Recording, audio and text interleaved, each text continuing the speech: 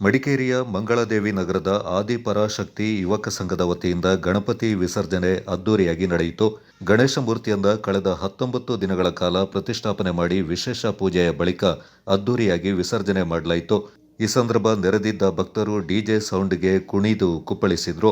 ಗಣಪತಿ ಮೂರ್ತಿಯನ್ನ ಭವ್ಯ ವಿದ್ಯುತ್ ಅಲಂಕೃತ ಮಂಟಪದಲ್ಲಿ ಕುಳ್ಳಿರಿಸಿ ಮೆರವಣಿಗೆ ಮೂಲಕ ತರಲಾಯಿತು. ಮಡಿಕೇರಿಯ ಮಂಗಳಾದೇವಿ ನಗರದಿಂದ ಹೊರಟ ಮೆರವಣಿಗೆ ಜನರಲ್ ತಿಮ್ಮಯ್ಯ ವೃತ್ತ, ಮಂಗೇರಿರ ಮುತ್ತಂಡ ವೃತ್ತ, ಹಳೆಯ ಖಾಸಗಿ ಬಸ್ ನಿಲ್ದಾಣ, ಇಂದಿರಾ ಗಾಂಧಿ ವೃತ್ತದ ಮೂಲಕ ಓಂಕಾರೇಶ್ವರ ದೇವಾಲಯದ ಬಳಿಯಿರುವ ಗೌರಿಕೆರೆಯಲ್ಲಿ ವಿಸರ್ಜನೆ ಮಾಡಲಾಯಿತು. ಯಾವುದೇ ಅಹಿತಕರ ಘಟನೆ ನಡೆಯದಂತೆ ಪೊಲೀಸರು ಬಿಗಿ ಬಂದೋಬಸ್ತನ್ನು ನೇಮಿಸಿದ್ರು.